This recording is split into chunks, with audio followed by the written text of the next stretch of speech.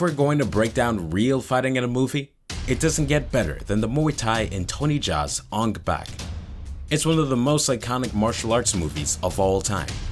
Up until Ong Bak, most martial arts blockbusters had only represented Chinese Kung Fu. But Ong Bak was different.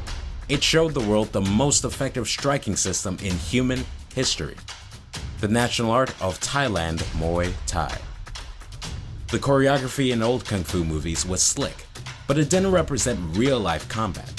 In Ong Bak, the fights were realistic, adding a special element of realism, aesthetics, speed, and power to the equation that filmmakers up until then had so far failed to compute. Tony Jaa, the protagonist in Ong Bak, represented Muay Thai on film better than anyone else.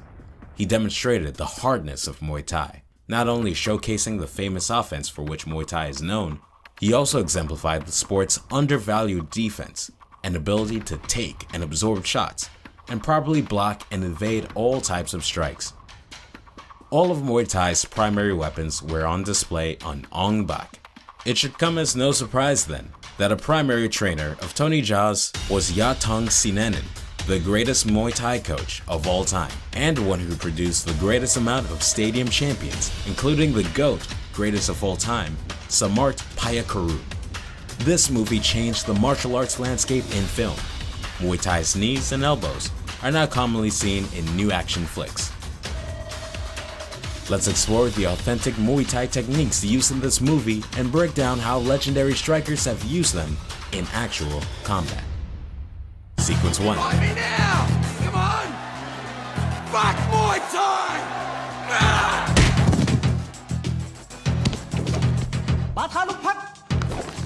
The first sequence is a rear push kick to the face. The push kick, known in Muay Thai circles as the teep, is very different from the front kicks we see in karate and taekwondo. This is a standard attack in Muay Thai, especially one's aim is to deal damage with maximum disrespect. Touching the foot to the face is considered an ultimate insult in Buddhist and Muay Thai culture, and so Tony Jaa responding to the middle finger of his opponent with a rear teep is entirely appropriate. Of course, it doesn't always have to be so personal. The teep has been used by greats like Zion Chai against his peers, with whom he is friends. Important to note is that the teep kick doesn't usually end in a knockdown, though it has been accomplished before. Sequence 2.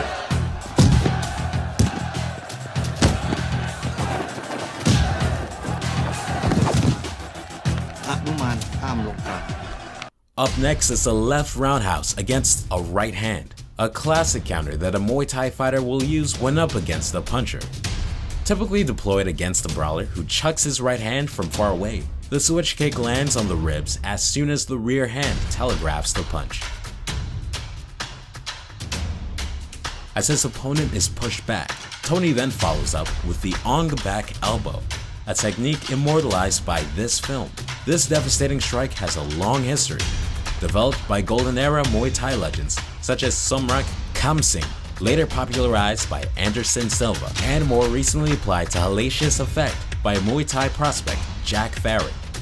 Most thought this technique to be ineffective at the highest levels of fighting, or at least before Anderson Silva showed its potential to the modern day masses.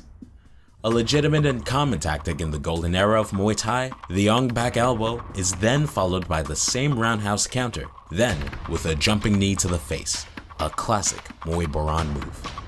Classically speaking, this jumping knee sequence is triggered when the opponent is in retreat and pushed back to the ropes.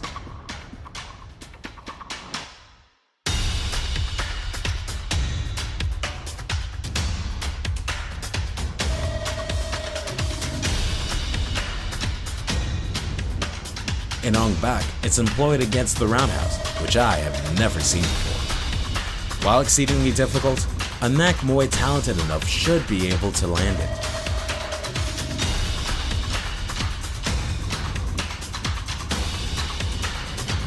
Sequence 3.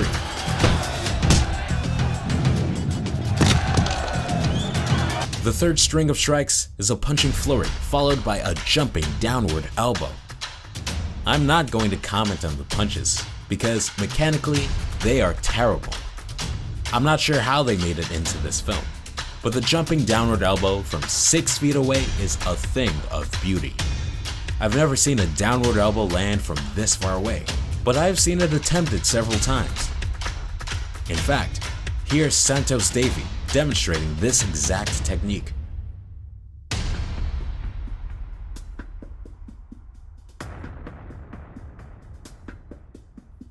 Sequence 4.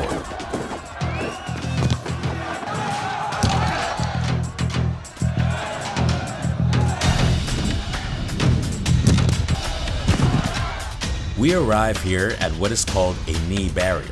It's best rolled out against an opponent who is rushing forward and trying to grab onto you.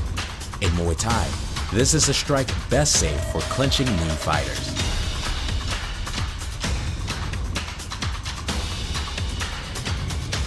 Then, after the headbutt, Tony uses a modified spear elbow that's quite common in Muay Thai. In the movie, the spear elbow combines with a jumping downward trajectory that strikes the top of the head, but in real combat, it's normally landed against the face or the chin.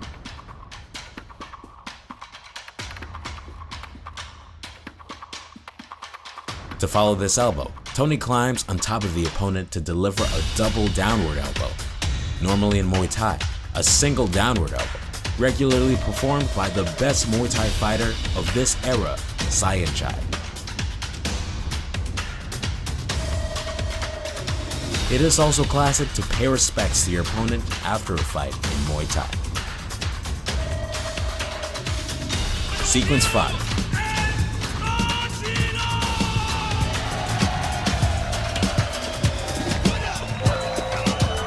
This last sequence shows Tony dodging a slew of Taekwondo kicks, a feat that Yatong's most accomplished student, Samart Payakarun, has famously done many times before. Returning a roundhouse after his opponent throws a barrage of spinning attacks only to be knocked down is a sequence that we witnessed Samart complete in front of the Thai king, on the king's birthday no less.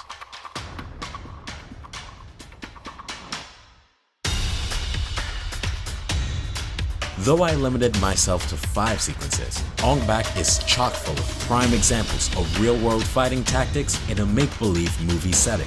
It is a worthwhile watch for anyone considering themselves to be a fan of Muay Thai. If you enjoyed this video and want to know more about legendary striking, subscribe and put your thoughts in the comments. If well received, expect future film fighting breakdowns and analysis.